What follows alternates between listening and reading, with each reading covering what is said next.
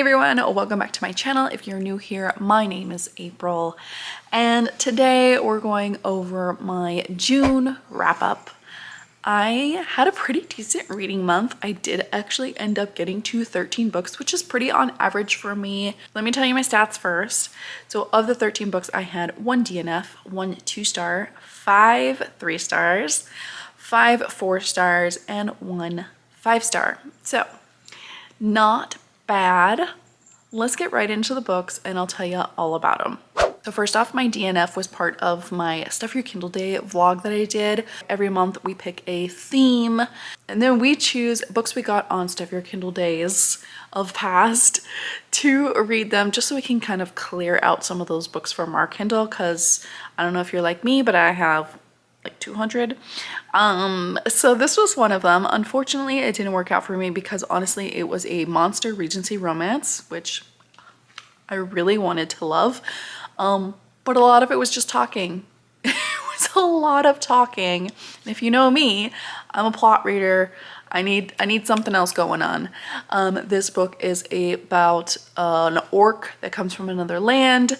His family, they are accepted into the Ton because they have lots of rubies and stuff from their land. And he's writing a book on human culture, and all he has is people from the Ton specifically, but he wants to write about human culture outside of the Ton. He meets this girl selling flowers on the road. She's very like Cockney accent, you know, lower class type of thing. And then he strikes a deal with her.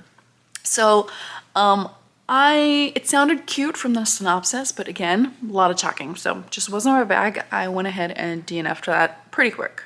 My 2-star book was actually one of my weird ass romance books called Alien Mannequin. Maggie and I wanted so much more for this. Like, this was about like an alien impregnating a human type of thing to save the race. They inhabit this mannequin in a department store, and what do you know, coincidentally, one of the women working there has a thing for the mannequins, and they have a nice quickie relationship going on, only she has little babies afterwards. Listen, this would have been far funnier if like during the sex scenes he was like had little like Barbie mannequin hands, you know what I mean? Like, and he was like groping like this. It would have been so much funnier had that happen. It also would have been so much funnier if when she finally does give birth, like a whole army of Barbie doll babies would be like just walking out of her vagina, but that didn't happen. It just wasn't funny or ridiculous enough for us, so I ended up giving that 2 stars. I can't remember what Maggie got, but we have a whole live show with this book and another book that we gave 3 stars, which that 3-star book was SPF Me.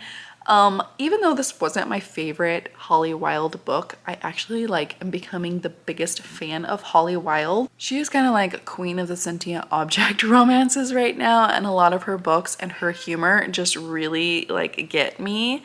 This one was with like 4 or 5 sentient objects. They were all like SPF tubes, probably like this big, but with arms and legs. So I kept picturing like the raisins from a long time ago, like those things, or like Storybots. Do you guys know what Storybots is? They're these people. I kept picturing that, but as like sunscreen bottles. And the hijinks were off the rails on this, but it wasn't my favorite. The Deviled Egg Made Me Do It still is like her top tier book for me. I'm still waiting for my 5-star, but that one was really good. This one was just a lot of fun, especially listen, there was some things that were happening, and we talk a lot about it in my live show, so if you want to hear about it, go watch that one. In the beginning of the month, I read Fiasco, which is the 2nd book from Constance Fay in this series. The first book was called Calamity. I love this. It's kind of just like a super cheesy but fun space opera romance, and I love that. Cooper. This one we're back with Sin. She has to team up with the crew of the Calamity because she's hunting a man who killed her cousin years ago. The crew of the Calamity doesn't really trust her. She's in the first book, but she plays a character that they just don't really trust anymore. And the pesky medic really doesn't trust her the most, and him and his stupid sexy arms keeping tabs on her, and she just can't do her job with him around, okay? This one was just really fun again. I really loved seeing the crew of the Calamity again. They are just amazing and fun, and I love again the nature of these books where it just goes from like planet to planet and trying to solve this murder mystery. Where I think this book went wrong is that the author in this one did a lot of describing of things, and she would be moving along with the plot, but then she would stop and just describe the history of something, and it really kind of took me out of the stories a little bit. But other than that, everything else was just like a good time with this sci-fi romance. I really love these, and I don't know if she's writing another book in this series, but I really hope so because I loved the first one. This one was good. It was good. It wasn't the greatest. It wasn't my favorite, but it was good, and I just want more from this. I really want more sci-fi space opera romances. I'm totally into these right now, and they're just a good time, and they remind me of summer for some reason, so I need more of them. Another book I rated 3 stars, again from the Stuff Your Kindle Day vlog, The Keeper's Runes. This was a prequel book by Lyra Forger. And it says the originals of Grimm Academy. This was a new adult, like academy style book. Some girl gets in trouble and they say you either go to jail or you go to this academy. And she's like, I'll go to the academy. Even though I don't have like powers or whatever. In this world, when you reach a certain age, you're given runes, and that's your like magical power. And most people have like 1, 2, 3, something like that. But she has 0. She has 0 powers. And everyone's like, what's wrong with you? So they're all really mean to her. And then there's this whole plot thing. Look, this book I probably gave the meanest review I've ever written for. I feel kind of bad for it, but also like it's just honest. In my review I said I'm not a writer, but it feels like I wrote this. It's not the best written book I've ever read. And honestly, what it feels like to me is, you know, those movies that sometimes you're just clicking through and you can't find something to watch, but you're like, oh, this one looks watchable. That's this book. It's not bad. It's readable. I'm sorry, that's really mean, and it has its moments. It's very cheesy, corny, and just light and fun, but I looked up the synopsis for the first book in the series and it doesn't follow the same characters, and I don't even know what's going on, so I don't know where this prequel lays in the whole thing. So it just is weird. It just was weird. It was fine though. I do feel really bad about writing that review. I don't think I'm gonna change it though. It's honest. It's my honest review. And then I listened to Curse of Saints by Kate Dramas. Kate Dramas, I think, is going to be at Romantasy Con, so I really wanted to try this one out. I ended up giving it 3 stars. This was more higher on the fantasy portion, lower on the romance scale. It was very fantasy forward. It was very political, but it was honestly a little hard to follow in audiobook format. So I kind of wish I would have read this physically instead. I probably would have like grasped more of the plot as this was going on. From what I remember of this, it's been a while since I read this, but basically she's a spy and she has to team up with her like enemy, kind of, not even really an enemy, but just her rival, to protect the queen from some kind of dark magic. He doesn't trust her, she doesn't trust him, that whole kind of thing, and then it moves on from there. I wasn't really sold on the romance here, but I did really find the politics of this world really intriguing. I think probably if I moved on, I would read this physically or on my Kindle, but not on audiobook. And then I also read The Stars Too Fondly by Emily Hamilton. I think this is a debut novel. It is a sapphic sci-fi space opera adventure romance. You have a group of teens, I guess? No, they're in their 20s. They are in their 20s, but they are acting like teens, like honestly. So let's start there. They accidentally steal a spaceship. And that spaceship is on a trajectory to a planet that is supposed to like save humanity because Earth is dying type thing. It's that whole thing. And on their way to this planet, the captain in holographic form literally just is like putting them down the whole time because she's like, what are you doing to my spaceship?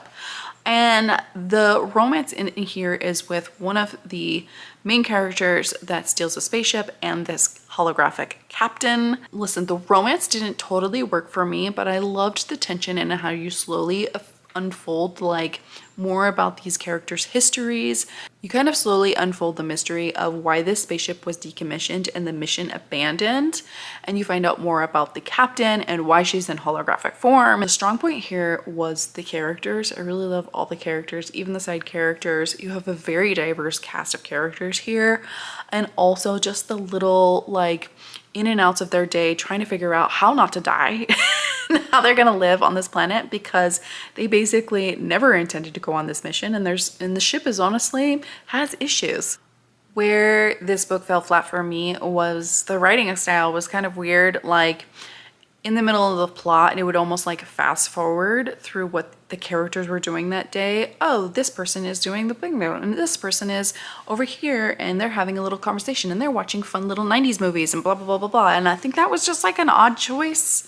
It was an odd choice because it really took me out of the plot, and it really slowed the book down for me. So I don't know. I didn't love it. I wanted to love it because, hello, sapphic sci-fi space opera romance. You don't get a lot of those. And I really wanted to love it, but I just like, it was okay. And then moving into my 4-star books. First, I want to talk about Ocean of Sin and Starlight by Karina Halley. This is not a sequel to A Ship of Bones and Teeth. It's set in the same world, but it's kind of on its own. So what do you call those? I'm blanking on the word.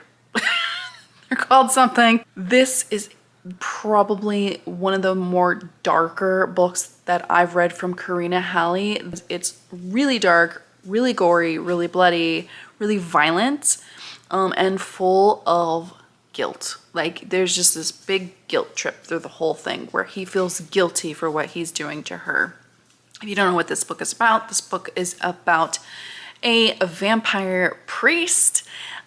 He is kind of left on his own suddenly. The person that has been taking care of him and feeding him and all of that kind of thing has to leave, and he really doesn't want to kill any humans. However, he hears of a siren who had an attack on some fishermen, and he knows that sirens have like 10 times the power of their blood than humans, so he figures he could save humans by capturing this siren and basically draining her of her blood and like, you know, for as long as he possibly can. He does nail her to a cross when he captures her, and he's kind of overcome with this desire for her as well. To me, this book really explores what could happen when your desire is kind of an addiction and giving into those monstrous desires. Both these characters are kind of villains in their own right. I mean, they have to kill to survive, and they're both monsters. They really are. They're not good people. And kind of this book is more about their desire for each other rather than their romance. It's very spicy. It has some very creative, spicy scenes in this. I enjoyed. But I also really enjoyed the introspective nature of him and his religion. He's really fighting his religion in this. He doesn't necessarily believe, but he believes in the teachings that he was taught as a priest, because if he gives in completely to these desires, he turns into like this winged monster type of thing, and he doesn't want that to happen. So he's like, at some point, just like walking this line of like, I want her so badly, you know, I can tell that she's my soulmate type of thing. But also if he gives in to her completely, he'll lose himself. So I really liked that kind of push and pull. It was so angsty to me, like very, very angsty to me. It really wasn't as good as A Ship of Bones and Teeth, because half of this book, they're just kind of stuck in one room, in this room that he has her nailed to a cross in. And the second part of like, is this time jump with other more actiony things happening. Again, it's probably one of the darkest books I've read from Karina Halley, and it's kind of slower. not as action-packed as A Ship of Bones and Teeth. So don't go into this thinking you're going to get the same book that you got with that one. This one's definitely a lot different. Speaking of books that are different from the first one, we got to talk about Throne of Honor and Blood. I did read this book this month. This was our Mood Readers Book Club pick that I do with Crystal. So we have a whole live show about it, about our feelings about it. I gave it 4 stars. I love this book. Did I love it as much as the first one? No. It's a totally different book. In the first one, you definitely see the hatred coming out of Soren against the witches, and it's palpable, and there's so much tension between the two, because even though they're fated mates and they desire each other, they also are mortal enemies and hate each other just as fervently. In this book, which this is going to be spoilers, I don't know how to talk about my feelings about this book any other way, so I'll try to keep like the major like spoilers, but I have to talk about why I loved Soren in this book, even though he didn't do what I wanted him to. So for book 2, to me, Jay Bree set up a lot of expectations for this one. We're expecting a grovel of the century from Soren. We're expecting there to still be some animosity between these two. We don't get that. Instead, Jay Bree takes it another way. Soren has had this life-changing revelation in this book. Everything he has known his entire life has been turned up on end based on the events that happened in the first book and the ending of that first book. He's finally basically seen the light, you know what I mean? And he's also faced with dealing with how to repent to Rook about his actions of the first book. He also is faced with how in the hell is he going to seek forgiveness from Rook for his actions in the first book, because his actions were absolutely deplorable. And what I think we all would understand is that nothing he can do could be forgiven. Like, there's no way, nothing he could say or do could be forgiven. And I kind of like that in the beginning, she even says that. She's like, get away from me. They don't speak for most of the beginning part of this book because she's just not willing to hear it. She's not willing to hear it. She's not willing to see it. But it is in her nature of who she is, her culture, and how she was raised to help anyone regardless of how she feels with them. And I think that comes out as her as a witch, especially in the end. They say this in the end as well, that I think she sees Soren as someone to help because he has been so misguided and so misled on so many lies being told by his people. And then her duty and her fate in the end, like, is so important to her that she's gonna forgive him no matter what. So I think that's what happens. You have someone who really shouldn't be forgiven and someone who really must forgive him to move on because they have to go through these motions. And I don't know, I really understood it. And then the end part was kind of, I know a lot of people don't really like the end part, but I really enjoyed the end part. And I think the more that I thought about it, the more things made sense in the beginning that led up to that. So I don't know. This book is far more epic fantasy than romance. It's still a romantasy, of course, because there is a romance subplot line, but I don't think it's romance forward in any way. Like, I loved the politics of this. I loved them going to Wyris. I love them, like, I loved so many things. I love the princes. I love the Goblin Kingdom. Like, I want a book of Rook and her dad. I want a book of the Goblin Princess and their whole kingdom. There are so many things I love about this. And yes, there was a lot of editing mistakes in this, but I don't really discount that in my review because, like, editing mistakes can be fixed. The ending was a choice.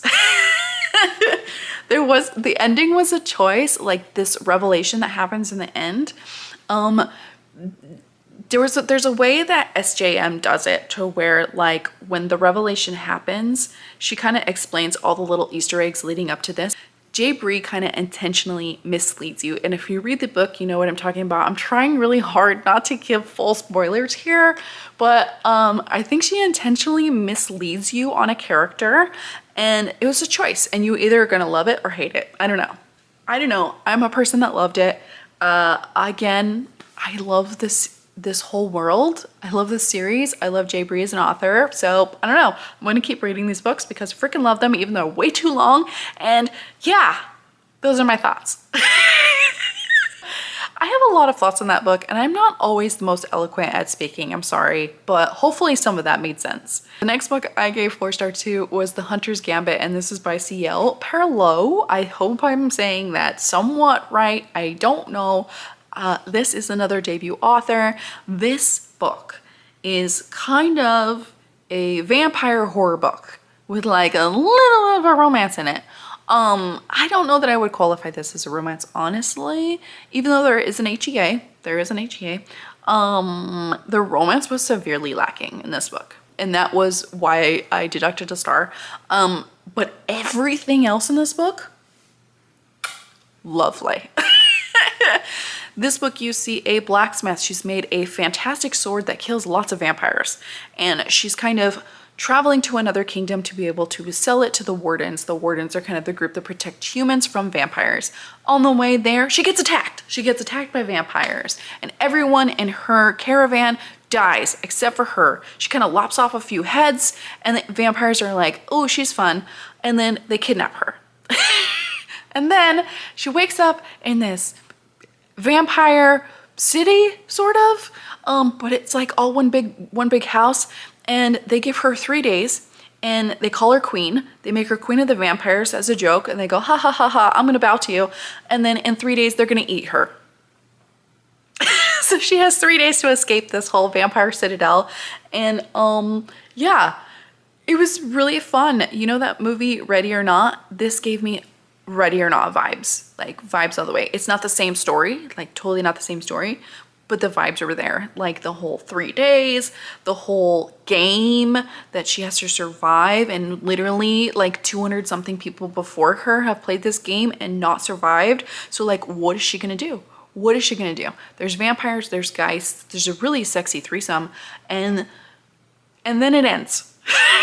And again, it was just really fun, and I really love when people get their heads chopped off and their hearts ripped out of their chest, and then the whole world comes crumbling down. I really love that.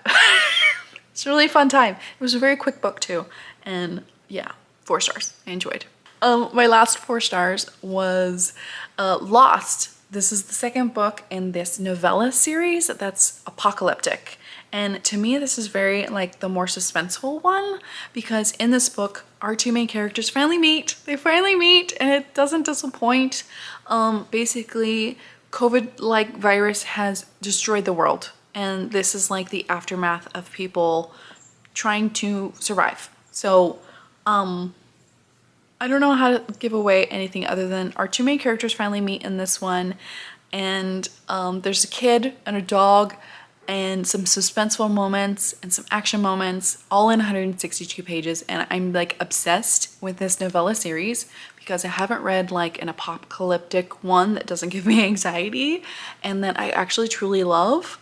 And you have a woman that really thinks she's not good at anything, and then a man who is like this military guy that's trying to like save them and stuff, but then there's a really cute kid involved, and like they're trying to meet some people, but then they get separated, and it was really good too.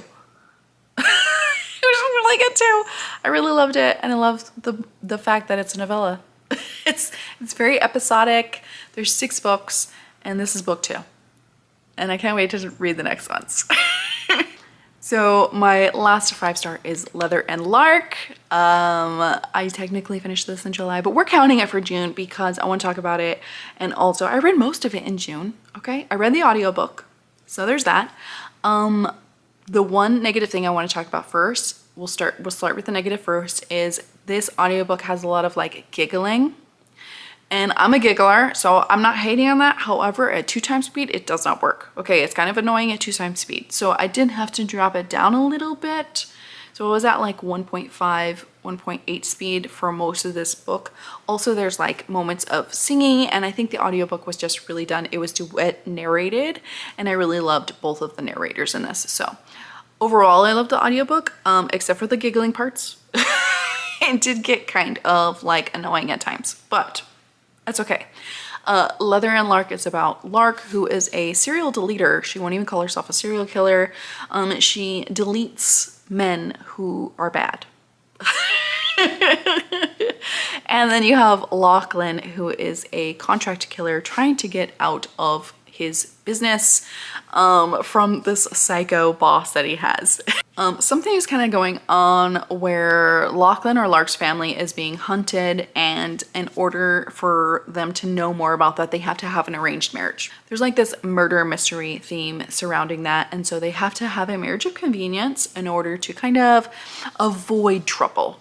And they don't like each other because they have a run-in in the very beginning, and but the banter is A+, like A+ banter. I love Lark so freaking much. She is definitely like crackhead Barbie. And then Lachlan, like, she calls him Budget Batman, and it just kills me the entire time. Like, the pet names kill me. Her crafting abilities with the people that she deletes kill me. His protective nature and his caretaking abilities kill me. I loved this book. I loved it. It wasn't Butcher and Blackbird. It wasn't. I think with Butcher and Blackbird, you definitely have more of that adorable macabre feeling of what's going on around them.